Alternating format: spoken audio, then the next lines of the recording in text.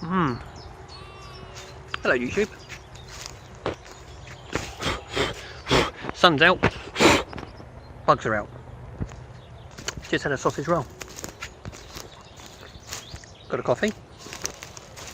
Having a little bit of a relax on this beautiful day. Look at that. Stunning. Thought I'd have a little chat. It's a chat that I'm going to be honest, I've recorded a couple of times. Let me just have a little sit on this here log. Oh, that's nice. Hear the crows. So, I had a message a couple of weeks ago from somebody asking me about success. How to become a successful gardener. I didn't know quite how to process it, if I'm honest.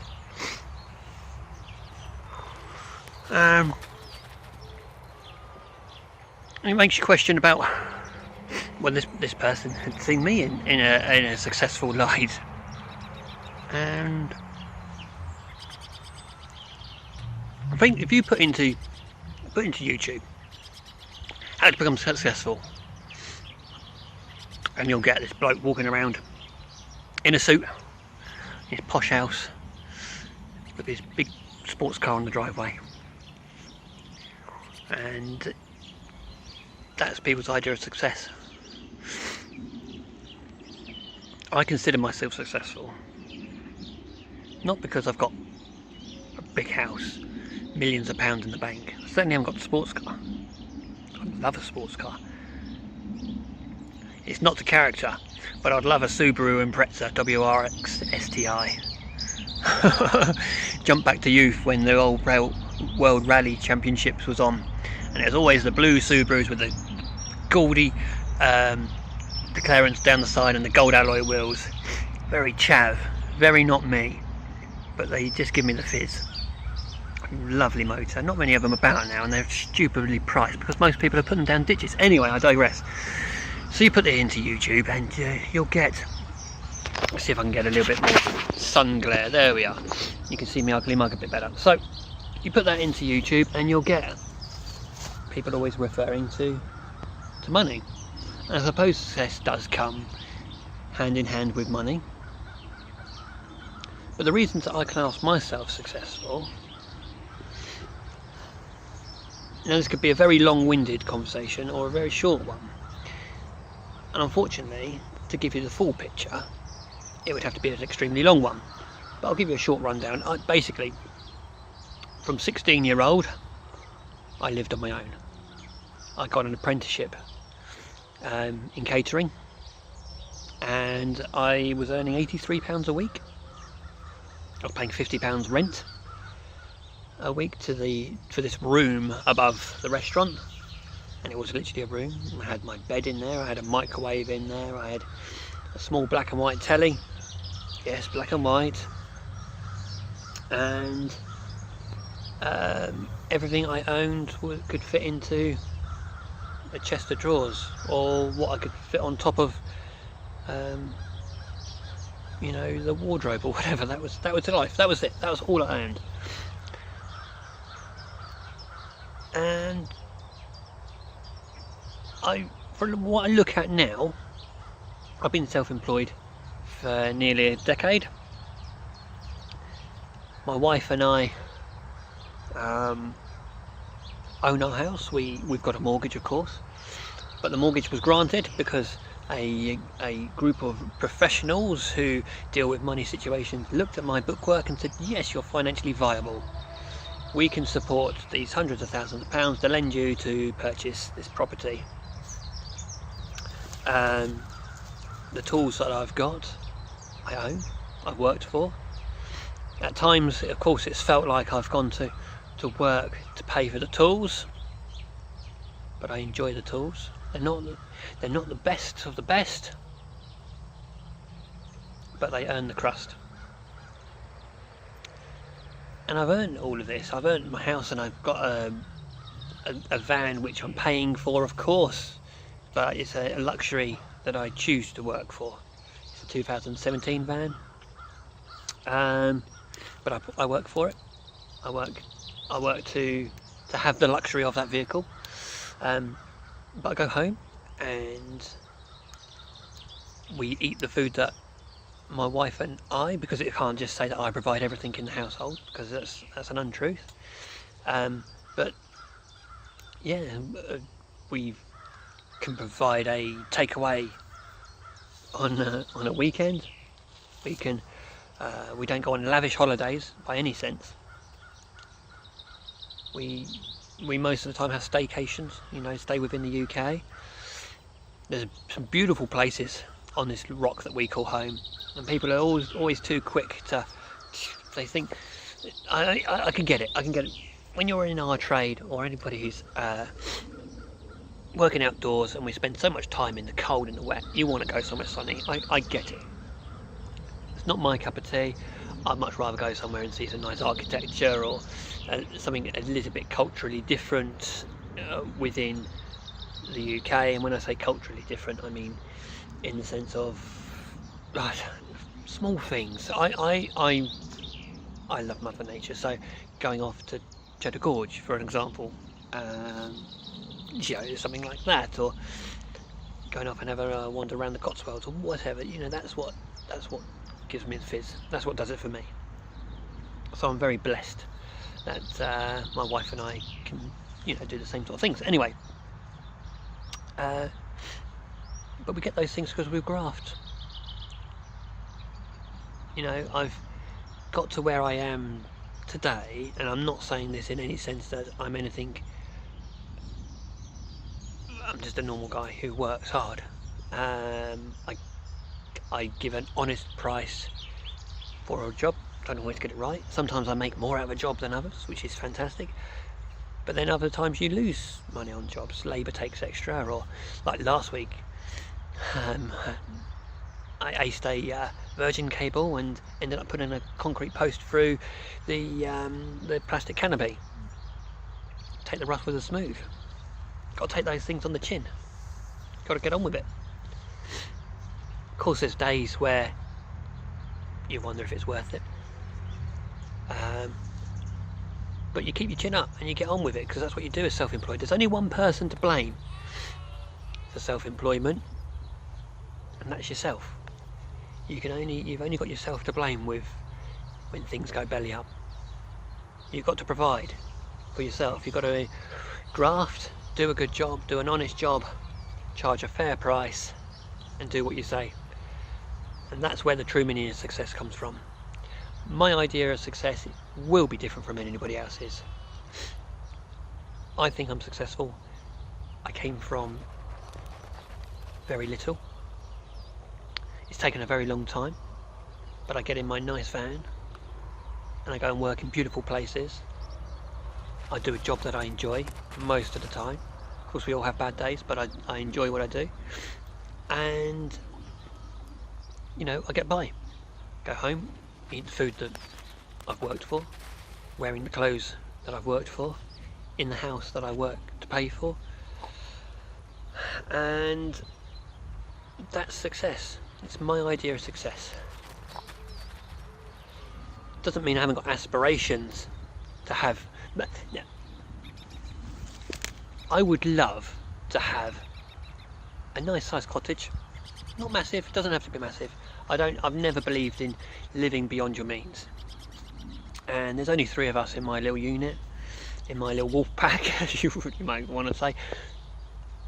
But I'd love to have a little cottage, a little bit of land with woodland, have a lake in there, and just I can do a little bit of fishing, a small gazebo type arbour with a little thatched roof, maybe a little jetty out to the pond, but densely planted all the way around, a little bit of stocked fish in there, nice big veggie plot, very picturesque, country rolling borders, and that if you never have a dream, you never have a dream come true. Will my world fall out my bum if that doesn't happen?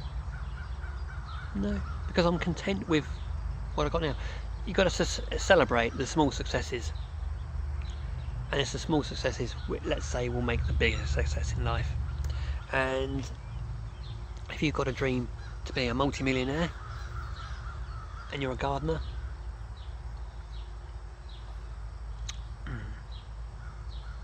the only way you're going to get that is by bringing a lot of people in, having a lot of people running around doing the donkey work for you. And if I'm honest, you've got to pay them people little money. And if you know how hard it is to earn the money you're earning now, and then you're going to ask people to demand loyalty for a smaller amount of wage so you can have the luxuries in life, be it on your morals. There's been previous years where I've turned work away, and I've really wrestled with taking people on because I've turned work away. But I'm happy, I'm content with where I am. I'd much rather turn work away now and be happy than I'm just content. I'm content with where I am. I feel I'm successful to an extent. Might not be, as I say, sound like a broken record, might not be somebody else's idea of success, but it's mine. Basically gone from nothing to a business where the phone rings, and it rings because I put the time and the effort into getting my... No, this is the thing with marketing. Oh god, I can digress here. This is the thing with marketing, is a phone won't ever ring. People don't randomly go, okay, I need a gardener, let's pick up the phone, randomly dial a number and hope that I get a gardener. It doesn't happen. You've got to be proactive with getting your details to that person, but that can be another video, another day. So this is an answer to a question from somebody who shall remain anonymous. Do I consider myself successful? Yes. How did I become successful? How did I become my version of successful? Simple. Hard, honest, graft. Nothing more to it. There's nothing more to it. I don't think that's just easy to end the video there. But anyway, it's gorgeous today. Absolutely stunning. He hasn't shown in this video, but this is the area that I've been clearing. Oh, I tell you what, I have been today. I've been using that Oregon mulching blade on the customer's strimmer. And in fact, the strimmer, that engine that's on that strimmer is the same one as what Luke sent me from Mowers and Stuff. And if you don't know, you should know his channel because he does some absolutely fantastic content, and he's nearly 1,000 subscribers. So up there or wherever it pings up. If you don't already follow him, go over there because he does a lot of this vlogging sort of stuff, and if you're into engines and everything as well, he does a lot of chats and things about that. But the engine that he sent me to fix my auger, what a nice guy, what a nice guy. Anyway, it's the same or extremely similar as what's on that brush cutter, and that's only a cheap brush cutter. I think it's called Timber Pro or something like that. And I tell you what, with that blade fitting on it, I can't say about long-term reliability, but it is eating the fuel quite quick. But then it is being worked hard. It's done a cracking job in here. Anyway, the video's not about that. It's just a quick chat in response to a question. If you've got any questions, I'm sure this quick chat might open up a few more questions than it answers. But long and the short of it is, yeah, from 16 I lived on my own, I worked hard, and it's only been 10 years since I've been doing this. But I'm grateful every day. But that's not to say there aren't days where you go, is it worth it? Is this hard work worth the heartache some days, and the dragging yourself out of bed when the wind is blowing, the rain's lashing? You do question your sanity sometimes, but I enjoy what I do, and that's what keeps me going. Nothing worthwhile ever came of doing anything easy. Otherwise we'd all be doing the same thing, surely. Philosophy was never my great spot. Actually, nothing was ever my great spot. As I say, I left school with nothing, no qualifications. Actually, the only qualifications I got were in religious studies. If anyone's wondering about my gardening history, I haven't got any qualifications apart from the extended ones where I've gone and done spraying courses, the injecting course, and all those sort of things, but they're legal requirements. All of my horticultural knowledge has come from reading, has come from doing work, from speaking to people, from my grandparents. My grandparents were avid gardeners. They had such a huge influence on me. My granddad was the type of chap where he would don on a shirt and tie and his flat cap and would go to the garage with the mission of, you know, making something or building something, and I used to totter along behind both of them. And yeah, my nana had a beautiful cottage garden. That's the inspiration for my company name, because this garden was deep rolling herbaceous borders and the typical hater stripes green lawn, and it had a little bit of woodland as well, and a typical little Peter Rabbit type veg plot, and it was just lovely. And they spent all the time together pottering about this garden. When my nana passed away, she had a very worn out wiggly finger, and that's because she used to go to my granddad, can you dig that out there, and can you plant that over there, and can you move that, and can you build me something for this, and you know, the greenhouse needs the door lubing up or whatever. And that's it. It's just, you know, you take those things as kids and you roll with it. Anyway, I can only speak for me, and as I say, that's my idea of success. Yes, it's not the end of my journey, and I have aspirations, but just because I think when you say you're fully successful, it doesn't mean that there's a defined end to it. You can be successful but be continuous at something. I think when you put success on something, it kind of puts a stop to something as well. Maybe that's just me, but I'm successful in my own right. Like, subscribe, thumbs up, thumbs down. To be honest, I don't care. I do me, other people do them, and if anybody can take anything along while they're following along my ride, I'm happy with that. Thanks very much for watching. Something a little bit different. All the best.